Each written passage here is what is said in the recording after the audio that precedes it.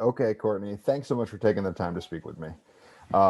In case you didn't hear the little robot, this meeting is officially being recorded. So, for Yeah. anybody who's listening who may not be familiar with you and your current things, maybe they just remember you from your child work like Children of a Corn and Back to the Future.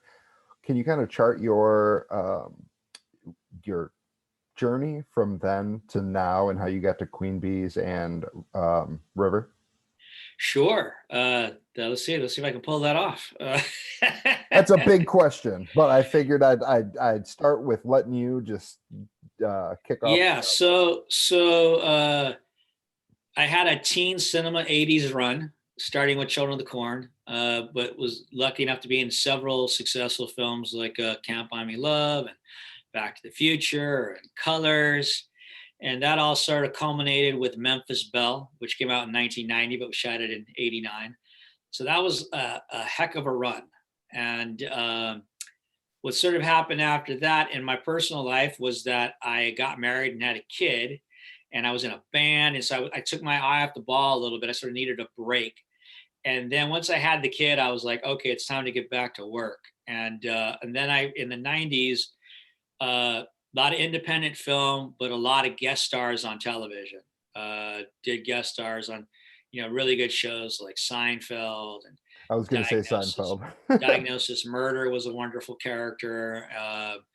But I played a lot of bad guys, and sort of the concept there was I had done my teen run, and there was really no 20-something roles, but yet everybody knew I was not teenage, even though I still looked it. So I had to figure out how to way to look older. So I grew the hair out, combed it back, grew a goatee, and I said I can play Mad Dogs. That's what I can do at 30, even though I barely look 25.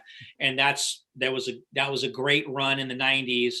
And then I was like, okay, that's pretty much, I can see the writing on the wall. The long haired dudes kind of played itself out. It's kind of like all there is crackheads at this point, and that's not really where I want to be. So that's when, without my team asking them what they thought, I just cut all off my hair all off and shot new pictures and said I'm not doing bad guys anymore going into 2000. And they didn't like that at all because it was low hanging fruit for them. But I could see it was time for a change. And so I held out for like a year, just refusing to do roles I didn't want to do. And then I caught a really big break, and that was the sheriff in Sweet Home Alabama.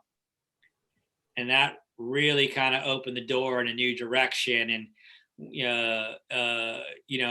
whatever's out last and whatever's out biggest, is what they remember. So all of a sudden, I'm getting a lot of different types of roles, going for a lot of comedies again, and was able to really kind of take the career in a different direction.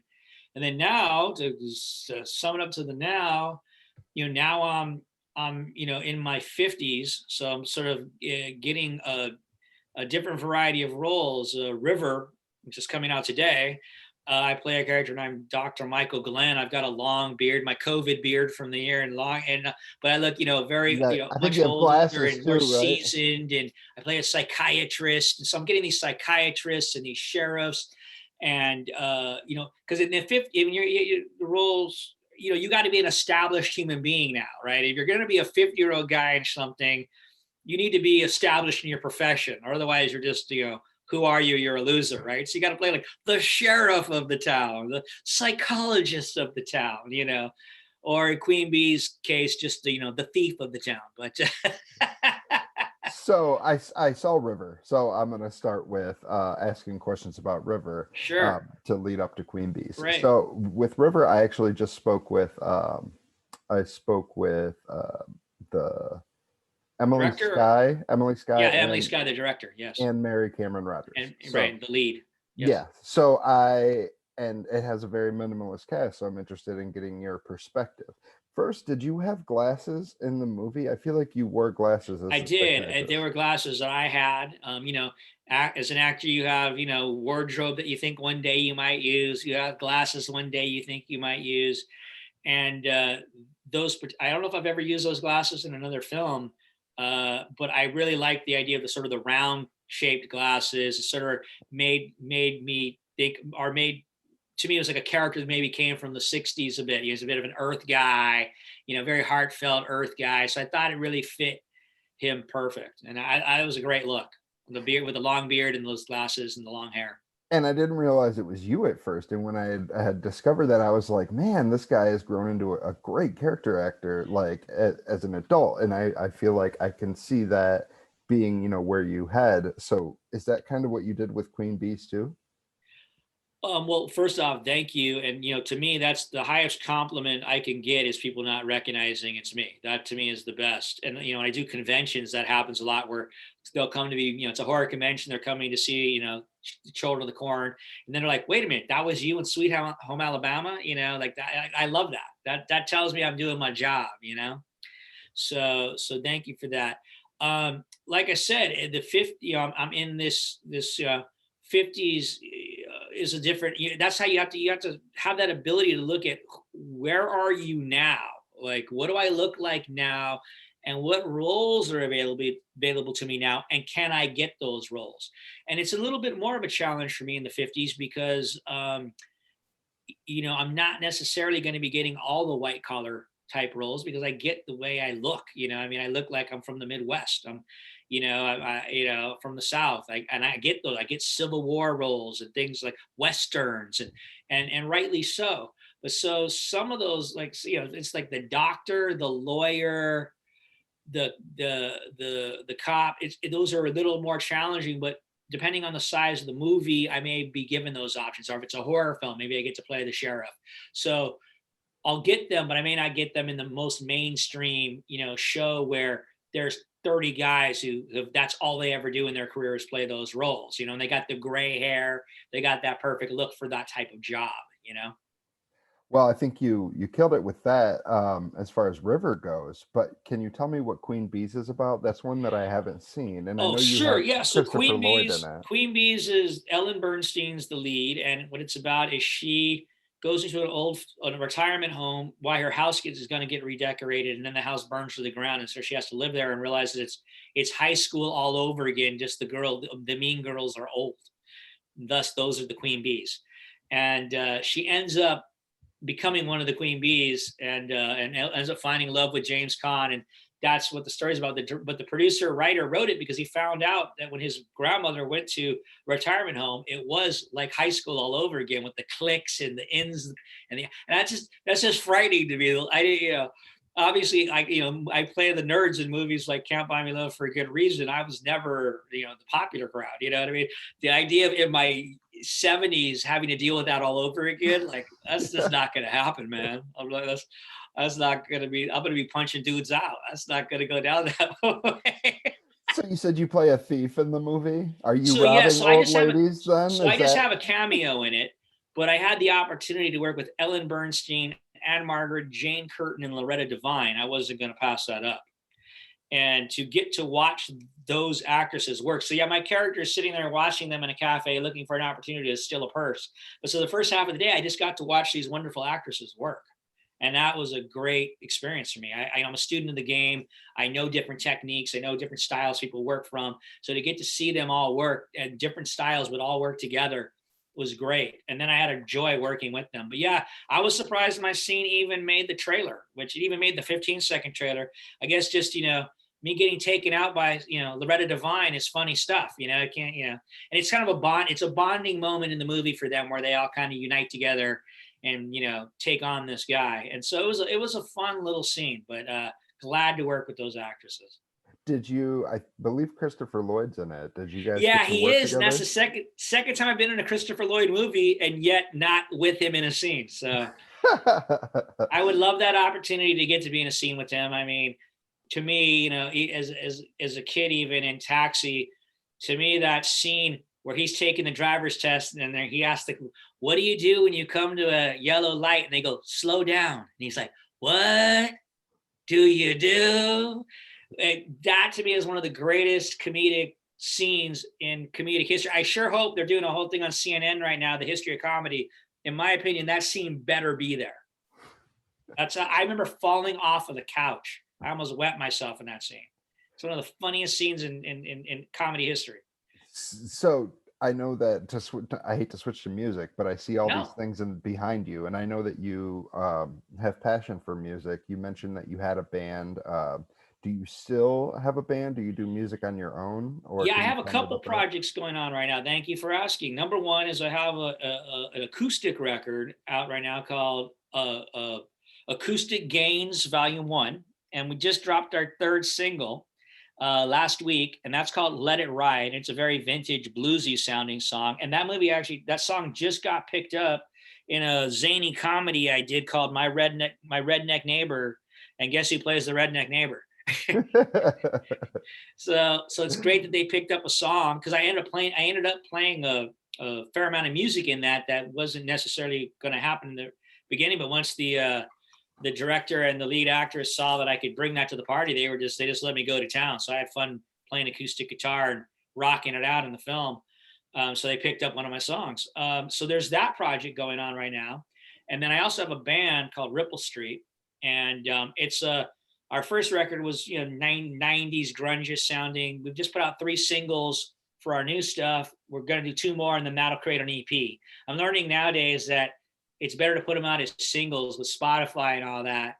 It's more of a singles world now than putting out an EP or a record, which I'm old school. I love a record, but if you want to get people to listen now, it's hard to get them to listen to more than one song at a time. It's hard to get more than 3 or 4 minutes of their attention at a time, I'm finding. So we're in the process of putting, like I said, we put out 3 this year. Our last one was a song called Would You?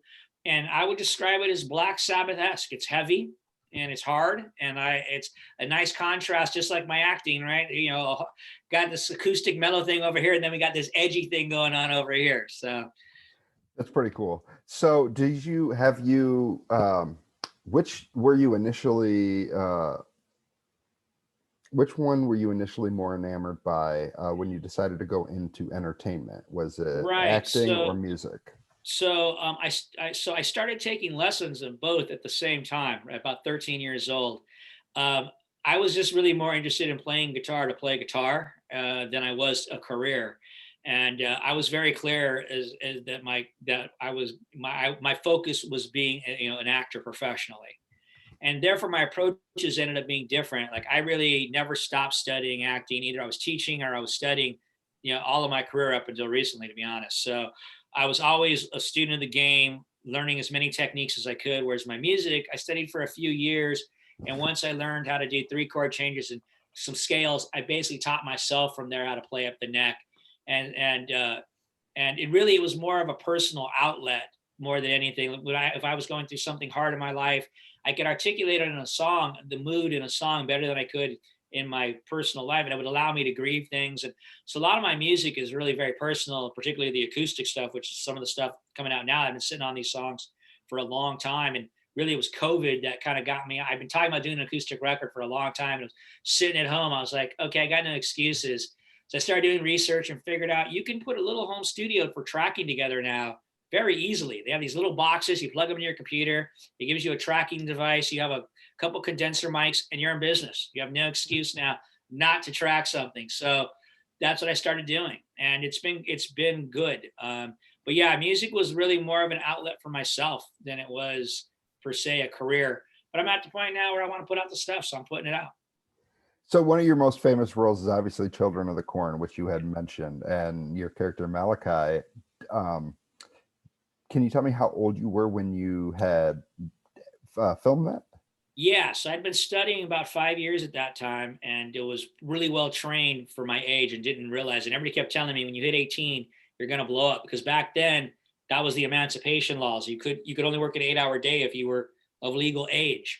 Hmm. And so as teen cinema was blowing up, I was a guy with good training, 18 years old, who looked 15, and that worked out in my favor greatly. Did you have any idea when you initially started how big of a hit it was going to be? No way. No way of knowing that. Horror was considered B movies at best, you know. It was, the critics didn't love them. They didn't like our performances. There was no love there.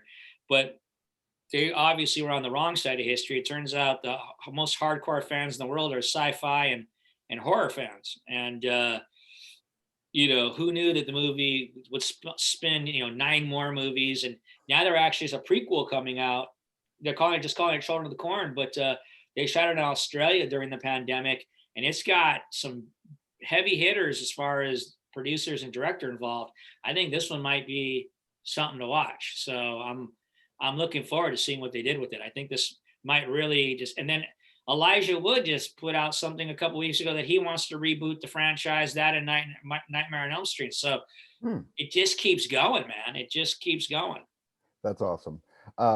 So other than River and Queen Bees, do you have any other film projects coming up? I do. It's been like after COVID, like it just everything's coming out all of a sudden. So another movie just came out on Amazon Prime called Await the Dawn, horror film with Dee Wallace and Vernon Wells and myself, and it's a fun ride. So that just came out, which was a surprise to all of us. We didn't know. And River comes out today, July 13th. And I have another movie called Charming the Hearts of Men that comes out August 13th. And that is a movie set in the 50s. And it's about loosely based on the true story of a woman, the woman who had a hand in getting the word woman put in the Civil Rights Bill. And I play Mr. Spratz, the owner of the diner. See what I mean? As you get older, now I'm the owner of the diner. I don't work at the diner. I own the diner, right? This is how it goes.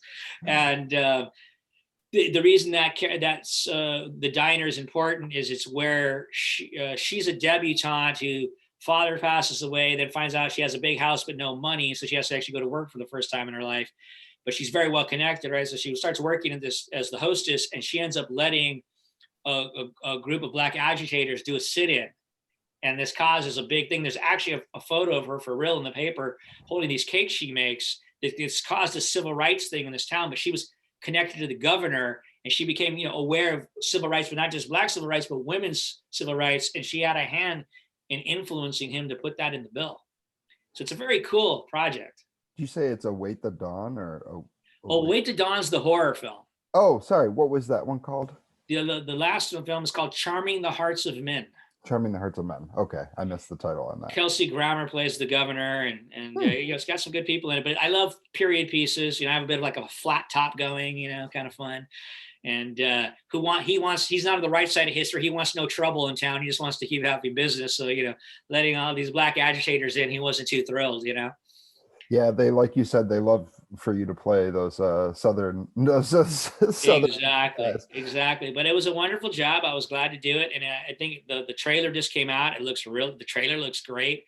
I just have to keep putting out a shout out to Gravitas Ventures, because 3 of the films were all picked up by Gravitas: River, Queen Bees, and Charming the Hearts of Men. So if it wasn't for them, none of these movies would be coming out. So God bless Gravitas Ventures.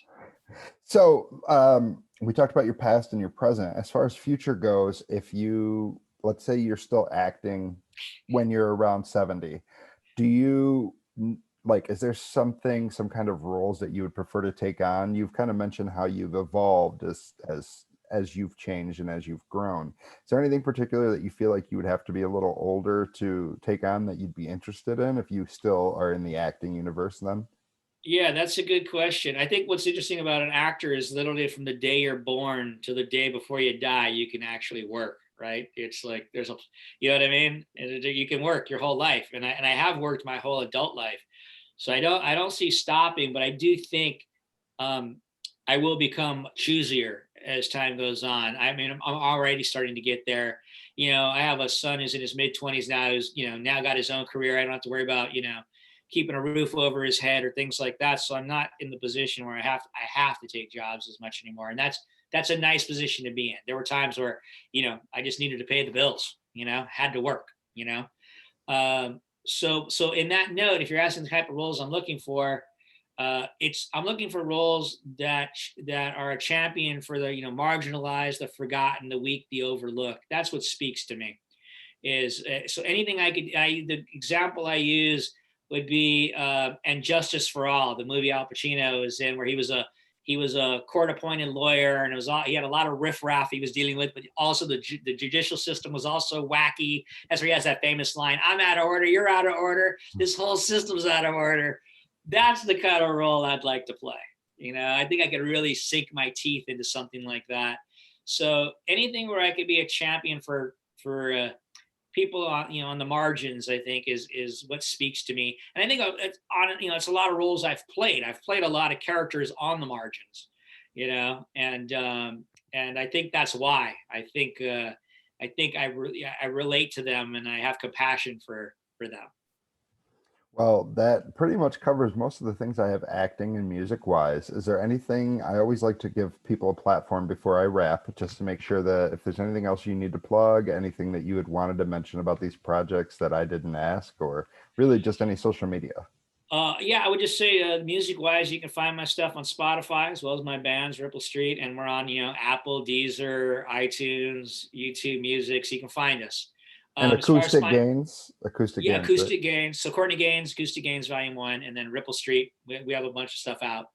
And as far as me, you can find me on Facebook and on Instagram under my name. And I always say if there's more than one Courtney Gains on Facebook, mine will have all the current stuff. You'll know who it is because I have photos and things that nobody else would have. So Right. Well,